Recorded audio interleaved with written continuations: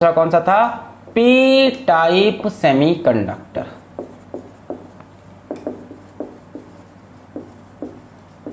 ठीक है, तो पी टाइप सेमीकंडक्टर कब बनता है, जब ट्राईवैलेंट इंप्योरिटी ऐड करते हैं, ट्राईवैलेंट इंप्योरिटी एटम्स, है ना, जिनकी वैलेंसी 3 हो, जिनके आउटर मोस्ट शेल में 3 इलेक्ट्रॉन हो। एग्जाम्पल क्या क्या हो जाएगा, जैसे बोरॉन हो गया, जैसे एल्युमिनियम हो गया, जैसे इंडियम हो गया, जैसे गैलियम हो गया, वगैरह वगैरह। ठीक, अच्छा, इनको डालने से भी क्या होगा कि एक प्योर सिलिकॉन या प्योर जर्मेनियम का क्रिस्टल, अरे एटम क्रिस्टल से बाहर चला जाएगा। ठीक है, इसको ऐड करेंगे, replaces atoms of pure silicon और जर्मेनियम इन क्रिस्टल। ठीक है, एक एटम इम्प्योरिटी का जाएगा और एक एटम प्योर सिलिकॉन या प्योर जर्मेनियम का बाहर आ जाएगा। तो हम एग्जाम्पल के लिए फिर से प्योर सिलिकॉन का क्रिस्टल लेंगे। अब मुझे बताओ सिलिकॉन से सबसे क्लोज कौन है ना, जिसका साइज बराबर है। तो मेरे ख्याल से भाई सिलिकॉन का एटॉमिक नंबर 14 है और इसके बगल में एल्युमिनियम आएगा एटॉमिक नंबर 13। साइज करीब करीब सेम है। बाकी बोरॉन इससे छोटा हो जाएगा, यहाँ पे बोरॉन होगा, है ना, और यहाँ पे इंडियम होगा तो इंडियम बड़ा हो जाएगा काफ़ी साइज में, है ना, सेम पीरियड में साइज करीब करीब सेम। तो मेरे ख्याल से तो एल्युमिनियम की इम्प्योरिटी यहाँ पे बेस्ट रहेगी। तो इसका हम एक क्रिस्टल डायग्राम बनाते हैं, silicon silicon silicon silicon silicon silicon silicon silicon silicon, है ना। फिर क्या किया हमने, एक सिलिकॉन को रिप्लेस करके इसकी जगह एक एल्युमिनियम का एटम डाल दिया, थोड़ा सा छोटा होगा बस साइज में, एक एल्युमिनियम का एटम डाल दिया। तो ये silicon silicon silicon silicon silicon silicon silicon silicon silicon और ये एल्युमिनियम। अच्छा, डिफरेंस क्या होगा, सिलिकॉन का इलेक्ट्रॉनिक कॉन्फ़िगरेशन 284, एल्युमिनियम का 283। तो सिलिकॉन के आउटर मोस्ट शेल में 4 इलेक्ट्रॉन है, 1 2 3 4 1 2 3 4 1 2 3 4 1 2 3 4, है ना, 4 इलेक्ट्रॉन है, 4 कोवेलेंट बॉन्ड बना लेंगे, ये हर एटम 4 कोवेलेंट बॉन्ड बना लेगा। अच्छा, एल्युमिनियम की बात करें तो इसके पास 3 ही वैलेंस इलेक्ट्रॉन है, 1 2 3, एक कोवेलेंट बॉन्ड नहीं बना पाएगा ये, है ना। क्या होगा, ये इससे एक बॉन्ड बनाएगा, ये इससे एक बॉन्ड बनाएगा, ऊपर से एक बॉन्ड, यहाँ से एक बॉन्ड, साइड से बॉन्ड, ये बॉन्ड, ये बॉन्ड, ये हर सिलिकॉन का एटम 4 कोवेलेंट बॉन्ड बना लेगा। कैटनेशन की प्रॉपर्टी होगी, जैसे कार्बन बनाता है 4 बॉन्ड, तो 4 बॉन्ड बना लिया सिलिकॉन के हर एटम ने, है ना, सिवाय इस एटम के, ये नहीं बना पाएगा। क्यों, क्योंकि यहाँ पे एल्युमिनियम के पास एक इलेक्ट्रॉन नहीं है। ये बॉन्ड बनाने की कोशिश करेगा तो यहाँ पे इसको एक क्या दिखाई पड़ेगा, होल दिखाई पड़ेगा। तो पी टाइप में क्या होता है, ट्राईवैलेंट इंप्योरिटी में क्या होता है कि ये जो इंप्योरिटी एटम होता है ये एक्स्ट्रा इलेक्ट्रॉन लेकर तो आता नहीं, इलेक्ट्रॉन तो एक कम लाया, बल्कि उसकी जगह एक होल लेके आया है कि यहाँ पे हम बॉन्ड तो बना नहीं पाएंगे, ये क्या है हमारे पास, एक एक्स्ट्रा होल है। भाई एल्युमिनियम का इलेक्ट्रॉनिक कॉन्फ़िगरेशन तुम लिखोगे 13 का, तो 1s2 2s2 2p6 3s2 3p1। तो वैलेंस शेल में कितने इलेक्ट्रॉन है, 3, है ना, 2 2 4 6 10 2 12 1 13, कितने इलेक्ट्रॉन है, 3 वैलेंस इलेक्ट्रॉन्स। ठीक, 3 वैलेंस इलेक्ट्रॉन 3 बॉन्ड बना लेते हैं। चौथे वाले जगह पे क्या रह जाता है, एक वैकेंसी या एक होल रह जाता है। तो इसको हम यहाँ पे लिख लेंगे, क्या लिखा जाए, 3 valence electron of aluminium forms 3 covalent bonds with neighbouring silicon atoms. अब क्या हुआ, जहां पे चौथा बॉन्ड बनना था वहां पे क्या, एक वैकेंसी है ना। अब वैकेंसी या ऐसे लिख लो, hole is left at one side of impurity या one side of trivalent impurity atom. तो जहां पे एन टाइप में क्या हो रहा था, पेंटावेलेंट इंप्योरिटी एक एक्स्ट्रा इलेक्ट्रॉन लेके आ रही थी, वहीं पे पी टाइप में क्या हुआ, ट्राइवेलेंट इंप्योरिटी एक होल लेके आ रही है कि इलेक्ट्रॉन तो कम है और उसकी जगह एक होल लेके आ रहा है, एक वैकेंसी लेके आ रहा है। भाई वहां पे क्या था, एन टाइप में पेंटावेलेंट इंप्योरिटी आती थी, 4 बॉन्ड बनते थे, एक एक्स्ट्रा इलेक्ट्रॉन एक्स्ट्रा रहता था। यहां पे क्या हुआ कि 4 तो है नहीं बल्कि एक इलेक्ट्रॉन कम पड़ गया, 3 बॉन्ड बने और एक खाली, तो ये क्या बन गया, एक वैकेंसी या होल बन गया। अब क्या होगा, अगर आप इस क्रिस्टल को थोड़ी सी एनर्जी दे दो, थोड़ी सी एनर्जी, तो यहां अगल बगल का कोई इलेक्ट्रॉन जंप करके इस होल में आ सकता है ना। मान लो थोड़ी सी यहां पे हमने एक इलेक्ट्रिक फील्ड भी लगा दी, इस तरह से हमने एक इलेक्ट्रिक फील्ड लगा दी, इलेक्ट्रिक फील्ड से डायरेक्शन मिलेगा।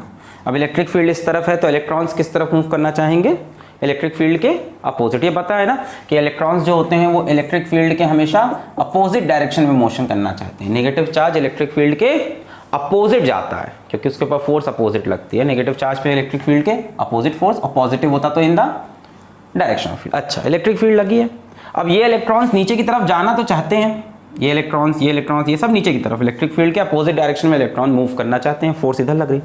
पर दिक्कत क्या है कि कोवेलेंट बॉन्ड बना हुआ है, तो थोड़ी सी एनर्जी मिल जाए तो क्या बॉन्ड टूटेगा, नहीं बॉन्ड नहीं टूटेगा। सुनो ध्यान से, थोड़ी सी एनर्जी मिल जाए तो ये इलेक्ट्रॉन यहां से गायब होकर यहां अपीयर हो जाएगा, तो एक बॉन्ड यहां से गायब होकर यहां दिखने लगेगा। अब आप ये नहीं कह सकते बॉन्ड टूट गया, क्योंकि एक बॉन्ड गया तो एक बॉन्ड नया भी मिल जाएगा। आपने क्या किया, इलेक्ट्रिक फील्ड लगाया, इलेक्ट्रिक फील्ड लगाने से इलेक्ट्रॉन नीचे आना चाहता है पर बॉन्ड बना हुआ है ना, ऐसा नहीं कि कूद के आ जाएगा। थोड़ी सी एनर्जी देनी है, कितनी, 0.01 इलेक्ट्रॉन वोल्ट जर्मीनियम को, 0.05 इलेक्ट्रॉन वोल्ट सिलिकॉन को। थोड़ी सी एनर्जी मिलते ही ये इलेक्ट्रॉन यहां से गायब होके यहां अपीयर होगा, इलेक्ट्रॉन का वेव नेचर होता है, यहां से गायब होके यहां अपीयर होगा। जो बॉन्ड यहां था वो बॉन्ड यहां दिखेगा और यहां पे क्या बन जाएगा, होल बन जाएगा। लिखें इस बात को लिखें।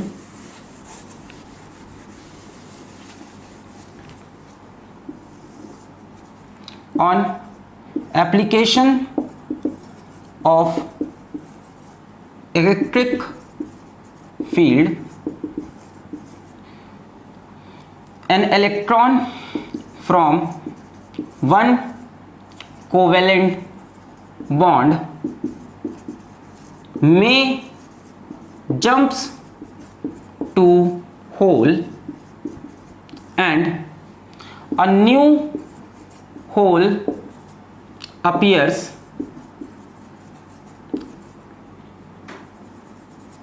at the site of electron, है ना। बात समझ गए, अंग्रेजी तो जो भी है, मतलब ये कह रहे हैं कि इलेक्ट्रिक फील्ड लगाई और थोड़ी सी एनर्जी मिल गई।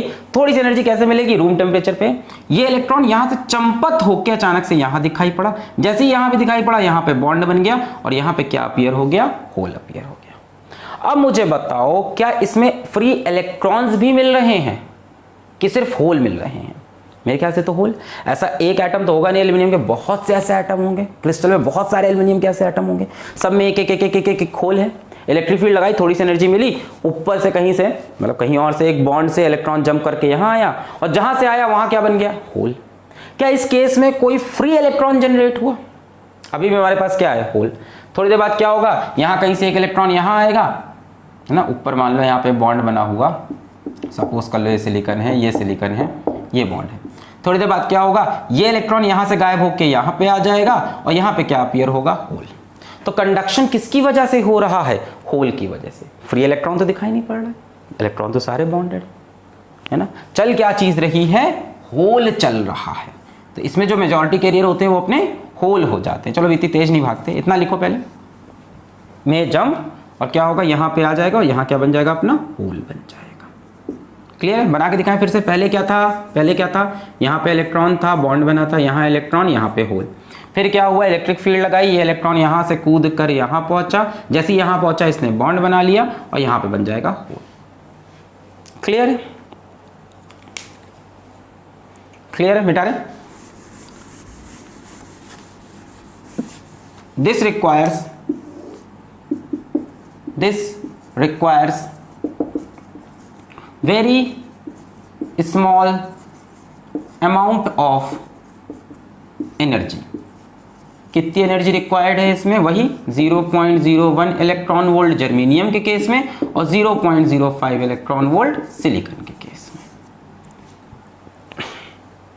अच्छा, अभी यहाँ पे प्योर सेमीकंडक्टर होता, यहाँ पे प्योर सिलिकॉन का क्रिस्टल होता, तब क्या होता, तब भाई बॉन्ड तोड़ना पड़ता। बॉन्ड तोड़ने में कितनी एनर्जी लगती, सिलिकॉन में लगती 1.1 इलेक्ट्रॉन वोल्ट और जर्मेनियम में 0.72 electron volt.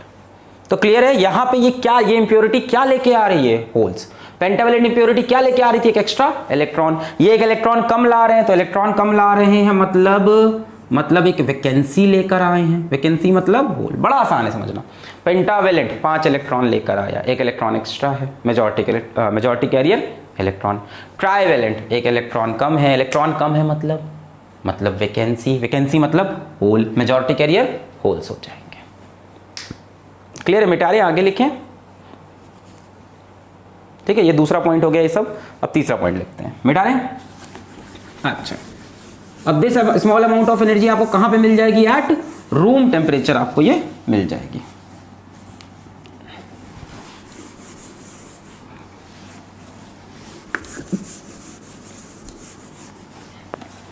Third point, this energy is available at room temperature, hence large number of holes are available for electrical conduction. पर ये होल कहाँ होंगे बच्चों, वैलेंस बैंड में। होल हमेशा वैलेंस बैंड में होता है। Large number holes are available कहाँ पे होंगे, in valence band, conduction band में नहीं है, इन वैलेंस बैंड। यहां होल का मूवमेंट होगा, इलेक्ट्रॉन का नहीं।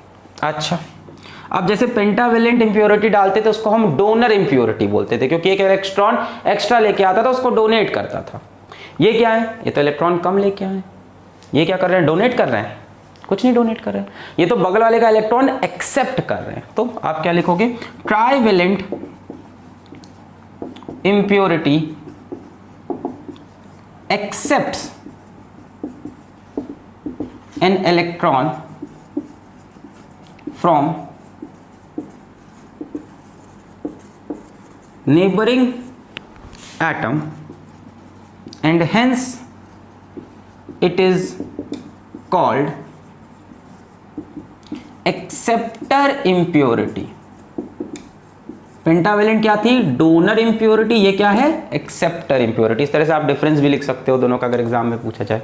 Acceptor impurity. अगली बात कि जो इसकी इलेक्ट्रिकल कंडक्टिविटी होगी वो क्या टेम्परेचर पे डिपेंड करेगी, नहीं, किस पे डिपेंड करेगी, कि कितनी ज्यादा डोपिंग की है। तो वही पॉइंट यहां पे भी आ जाएगा, the electrical conductivity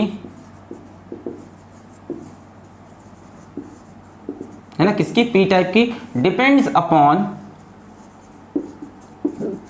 level of doping.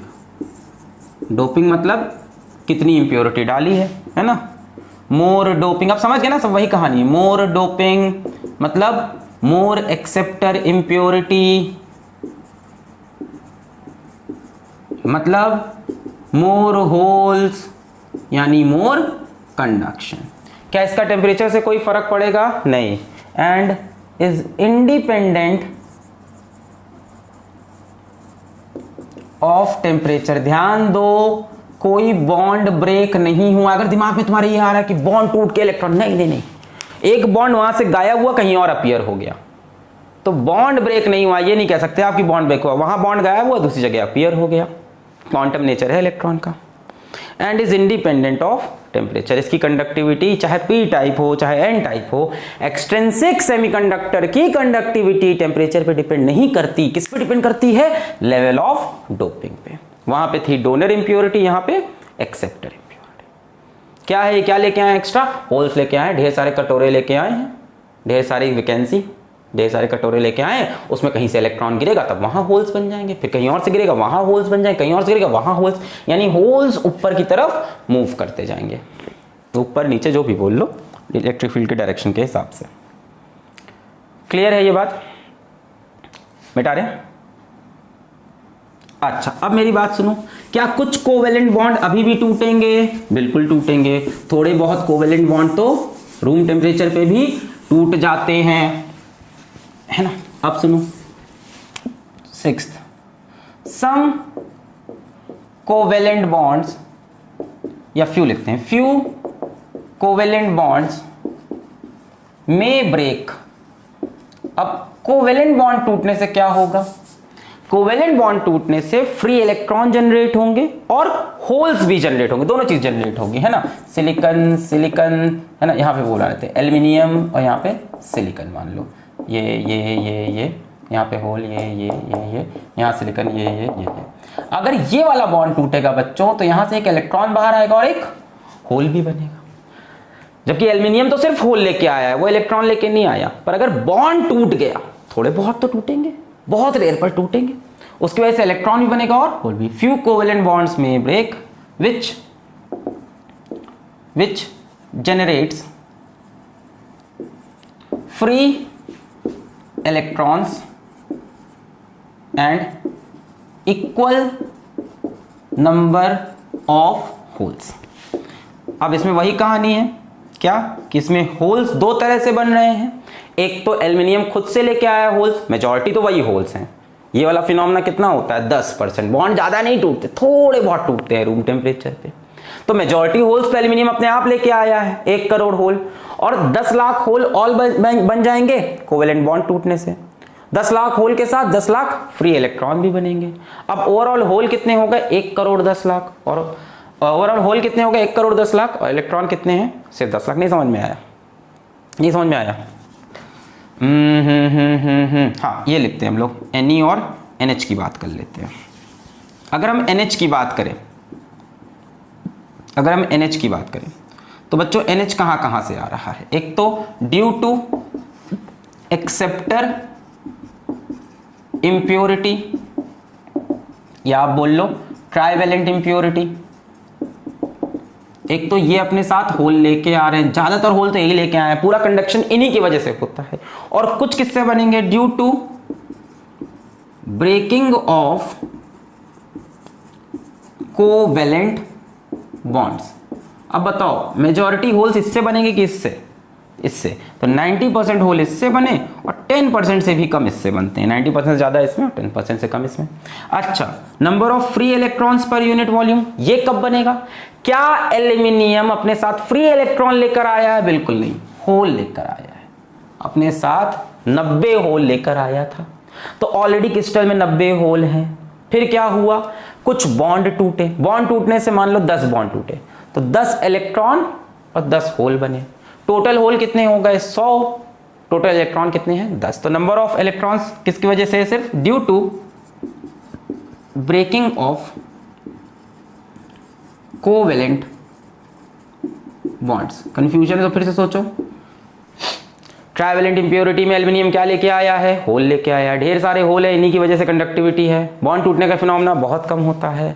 ठीक है, तो ये 90 होल्स पहले से लेके बैठा था। क्रिस्टल में बहुत सारे होल हैं, कहीं कहीं बॉन्ड टूट गया, है ना। बॉन्ड टूटने से 10 इलेक्ट्रॉन और 10 होल जनरेट हुए। ठीक, अब टोटल होल कितने हो गए? 90 और 10 100। टोटल फ्री इलेक्ट्रॉन सिर्फ 10। तो फ्री इलेक्ट्रॉन्स इसमें बहुत कम होंगे और होल्स बहुत ज्यादा होंगे।